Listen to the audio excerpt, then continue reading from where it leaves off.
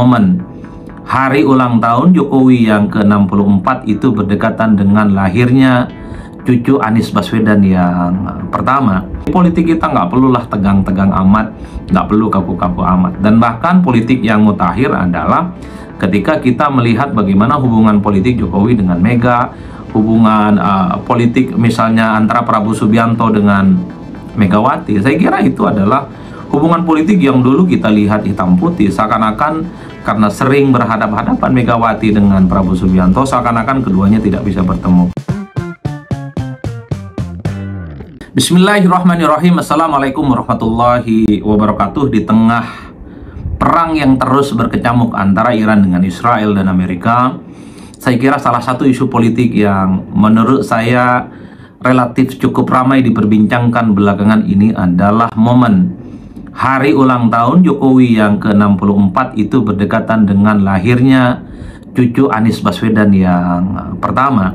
Kenapa ini menjadi pergunjingan publik? Ya tentu pertama, baik Pak Jokowi ataupun Anies Baswedan sama-sama aktor politik. Kita tahu Jokowi itu adalah mantan presiden, kemudian mantan gubernur Jakarta dan mantan wali kota Solo.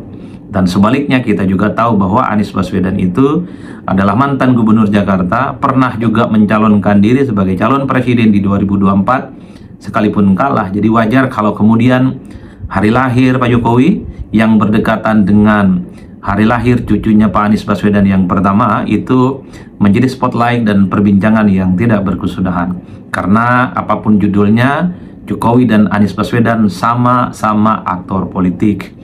Nah, yang kedua tentu ini tidak terlepas dari bagaimana hubungan konfliktual, hubungan-hubungan yang dipersepsikan secara konfrontatif antara Jokowi dengan Anies Baswedan. Kita tahu bahwa Jokowi dan Anies Baswedan itu dinilai sebagai sosok yang saling berhadap-hadapan, saling tidak akur dan selalu berpunggungan dalam setiap momen-momen politik. Wajar kalau kemudian momen hari ulang tahun Jokowi yang ke-64 bertepatan dengan tanggal 21 Juni itu kan cuman beda sehari dengan hari lahir cucu Pak Anies yang pertama, yaitu bertepatan dengan 20 Juni. Jadi saya ulangi, Pak Anies Baswedan cucu pertamanya itu lahir tanggal 20 Juni, sementara Jokowi itu lahir tanggal 21 Juni. Wajar kalau kemudian momen yang berdekatan ini dianggap memiliki magnet dalam pembicaraan politik, karena selama ini ya baik Jokowi ataupun Anies Baswedan itu selalu dihadap-hadapkan. Padahal kita tahu waktu mencalonkan diri sebagai calon presiden untuk pertama kalinya di 2014, Anies Baswedan itu adalah salah satu figur yang saya kira paling terdepan dan bahkan paling pasang badan dalam memberikan dukungan politiknya kepada Pak Jokowi. Dan bahkan kita tahu bahwa Anies Baswedan itu adalah sempat menjadi orang kepercayaan Jokowi, menjadi Menteri Pendidikan di era Pak Jokowi, meski tak lama setelah itu Anies direshuffle dan diganti.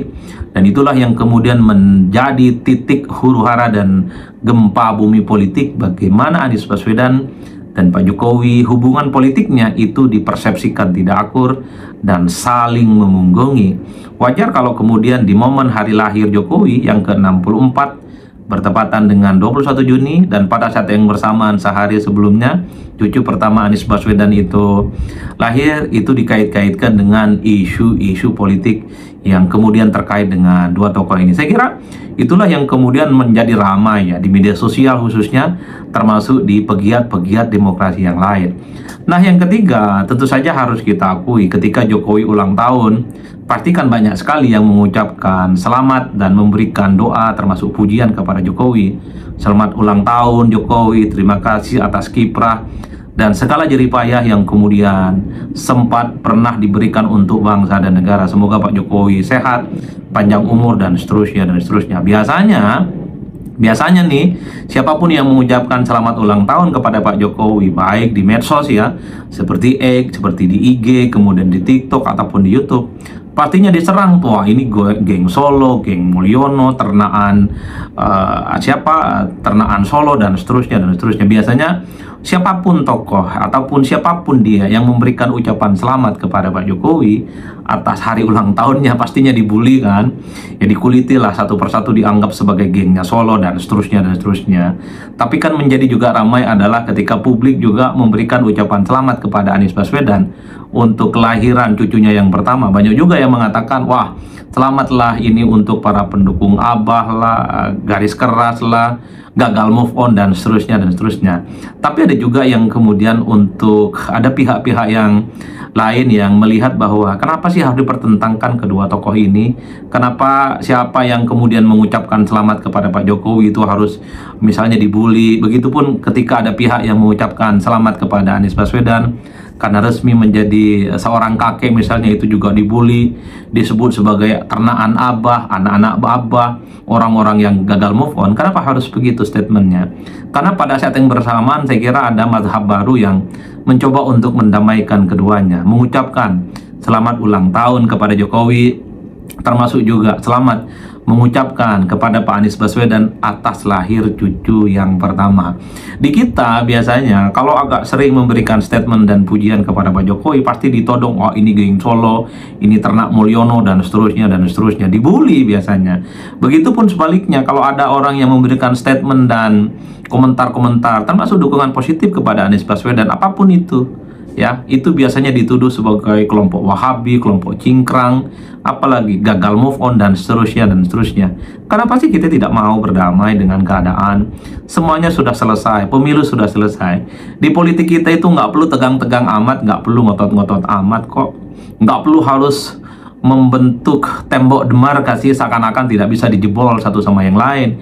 Ya buktinya orang yang selama ini dianggap baik-baik saja, dianggap kemudian tidak akur, itu buktinya berkongsi untuk kepentingan politik. Apa buktinya tanya? Kita bisa cek. Anies dan Jokowi satu geng loh dulu. Waktu 2014, Anies pernah jadi menteri di era Pak Jokowi, tapi kemudian bubar jalan, dan itu yang saya sebut sebagai penanda bagaimana hubungan kedua tokoh ini ya berakhir tidak baik-baik saja, dan per hari ini kan dipersepsikan saling berhadap-hadapan oleh publik. Begitupun misalnya kita menyaksikan bagaimana kebersamaan Jokowi dengan PDIP hampir 23 tahun. Ya, Jokowi sejak dari Solo bahkan hingga jadi presiden 2 periode akur, baik-baik saja. Tapi di end kita menyaksikan bagaimana antara Jokowi dan PDIP wassalam, bubar, dan per hari ini juga saling bermusuhan. Jadi nggak perlu tegang-tegang dan ngotot-ngotot amat. Dan pada saat yang bersamaan kita juga menyaksikan bagaimana permusuhan politik ketika Pilkada Jakarta 2017. Anies Baswedan itu tentu dimusuhi oleh geng para pendukungnya Ahok. Begitupun sebaliknya, Ahok itu dimusuhi oleh para pendukung Anies Baswedan. Kita tahu dalam Pilkada Jakarta 2024 yang lalu, Anies Baswedan juga sama dengan Ahok jagoannya mendukung Pram dan Rano untuk memenangkan pertarungan di Jakarta. Basis konstituen dukungan politik Anies Baswedan itu sama dengan iman politiknya Ahok yang kemudian mendukung kemenangan dari jagoan PDIP itu. Artinya apa? Yang ingin saya katakan adalah di politik kita nggak perlulah tegang-tegang amat, nggak perlu kaku-kaku amat. Dan bahkan politik yang mutakhir adalah ketika kita melihat bagaimana hubungan politik Jokowi dengan Mega, hubungan politik misalnya antara Prabowo Subianto dengan Megawati. Saya kira itu adalah hubungan politik yang dulu kita lihat hitam putih, seakan-akan karena sering berhadap-hadapan Megawati dengan Prabowo Subianto, seakan-akan keduanya tidak bisa bertemu. Nyatanya bisa berkongsi, nyatanya bisa bertemu, dan bisa menjalin kerjasama politik yang cukup luar biasa. Bahkan kita tahu Jokowi dengan Prabowo Subianto pernah suatu waktu kan pernah berkompetisi dalam Pilpres, berhadap-hadapan, saling memunggungi. Tapi kita tahu 2019 ketika Pilpres yang kedua kalinya, Prabowo menjadi bagian dari pemerintahan Jokowi. Yang ingin saya katakan adalah mungkin hari ini tidak ada perdamaian politik antara Jokowi dengan Anies Baswedan, ya, berhadap-hadapan, saling bermusuhan, tidak bertemu satu sama yang lain. Antar kelompok itu saling ngolok-ngolok dan saling membuli. Pendukung Anies mungkin mengolok-olok, wah ini ternak Mulyono, geng Solo, dan seterusnya. Kemudian pada saat yang bersamaan para pendukung Jokowi terus ngata-katain dan menyebut pendukung Anies itu adalah anak Abah, kaum cingkrang, Wahabi, dan seterusnya. Mungkin, tapi kita tidak pernah tahu. Jangan-jangan di 2029 ataupun di momen politik-politik selanjutnya, baik Anies Baswedan ataupun Jokowi dan Anies Baswedan bisa bertemu dalam satu kepentingan politik yang sama. Oleh karena itu, saya itu mazhabnya adalah mazhab lunak, mazhab di tengah. mencintai seseorang itu ala kadarnya saja, begitupun membenci seseorang itu ya ala kadarnya. Karena akan tiba mungkin suatu waktu orang yang kita benci itu akan menjadi orang yang kita suka sepanjang hidup kita. Begitupun sebaliknya. Ketika semua orang kita mencintai seseorang, mungkin suatu waktu kita akan membenci dia itu seumur hidup kita. Oleh karena itu, karena dalam politik itu adalah soal bagaimana mengakumulasi kekuasaan, ya saya kira lem perekatnya kekuasaan itu adalah kepentingan.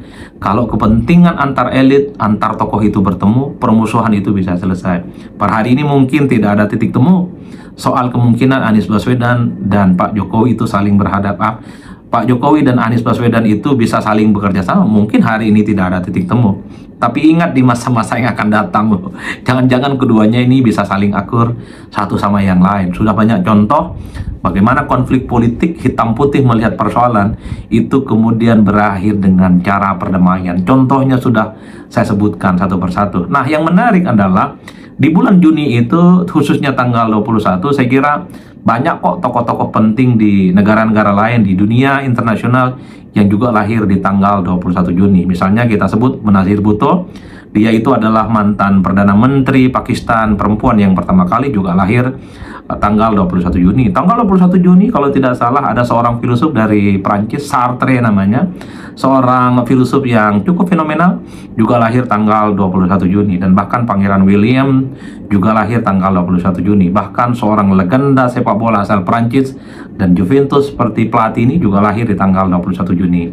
Jadi wajar kalau kemudian hari lahir Pak Jokowi tanggal 21 Juni yang berdekatan dengan hari lahir cucu Pak Anies Baswedan yang pertama itu menjadi perbincangan. Ya, ini bagi saya bagian dari residu dari politik, residu dari persaingan yang ada di Indonesia. Per hari ini baik Jokowi ataupun Anies Baswedan tak lagi menjadi pejabat publik, tapi sekali lagi kedua tokoh ini begitu aktif memberikan statement-statement politik terkait dengan situasi yang berkembang di Indonesia. Begitupun sebaliknya, media cenderung memang sering menjadikan Anies, Jokowi itu sebagai preferensi dalam bagaimana komentar-komentar politiknya terkait dengan situasi yang berkembang.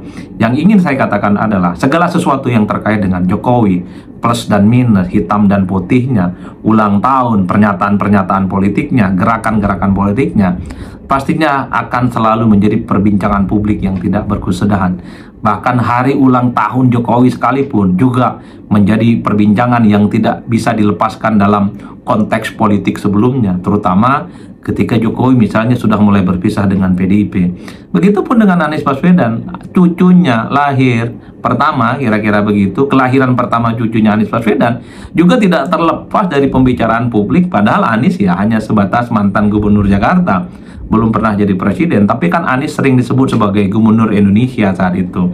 Apalagi posisi Anies yang selalu berhadapan-hadapan dengan Jokowi, wajar kalau kemudian ketika ada momen politik, momen secara alamiah antara momen Jokowi dan Anies saling muncul, jadilah perbincangan pembicaraan publik. Apalagi kita tahu pada saat yang bersamaan tanggal 20 atau 21 Juni banyak sekali tokoh-tokoh penting di dunia mancanegara itu juga memiliki hari lahir yang sama. Sudah saya sebutkan Platini, kemudian Benazir Bhutto, kemudian Pangeran William, kemudian Sartre, seorang filosof juga lahir di bulan Juni, khususnya tanggal 21 Juni. Oke guys, gitu ya. Pokoknya kalau menjadi pejabat publik, tokoh penting, aktor politik di Indonesia, apapun pasti menjadi pergunjingan, dan yang paling penting selalu dikait-kaitkan dengan kondisi politik saat ini, termasuk juga selalu dikait-kaitkan dengan situasi politik yang menyertai menjadi latar belakang politik para tokoh itu, seperti yang terjadi pada Jokowi, ya seperti yang terjadi pada Anies Baswedan. Saya kira di situ salam politik syai'un, pastinya mantap semantap-mantapnya. Satu hal sebelum ditutup, banyak juga yang kemudian memperbincangkan kira-kira begitu, apakah hari lahir Jokowi tanggal 21 Juni kemudian yang berdekatan dengan kelahiran cucu pertama Anies ini, apakah kebetulan secara alamiah, apakah memang ya ini adalah sesuatu yang memang tidak bisa dihindarkan, atau jangan-jangan ada takdir yang kemudian bisa menjadi tanda-tanda di suatu waktu, di kemudian hari, kira-kira begitu. Jangan-jangan antara kedua tokoh ini mungkin akan ada momen untuk saling berrekonsiliasi. Tapi yang paling penting adalah yang menjadi ramai terkait dengan kelahiran cucu Anies itu soal panggilan Anies.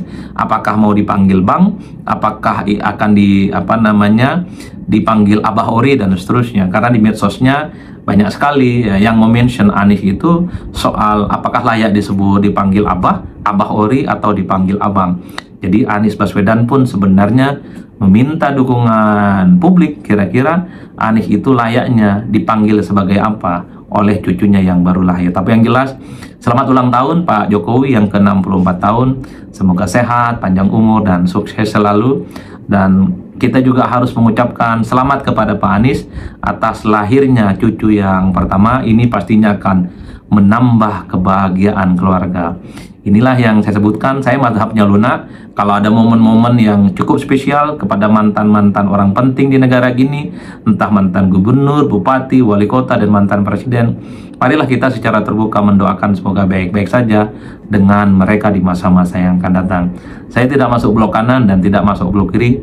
Mazhab saya adalah mazhab di tengah. Kadang kanan, kadang kiri, kadang kanan, kadang putih, kadang merah, dan seterusnya, dan seterusnya. Ya, mazhab lunak saya itu.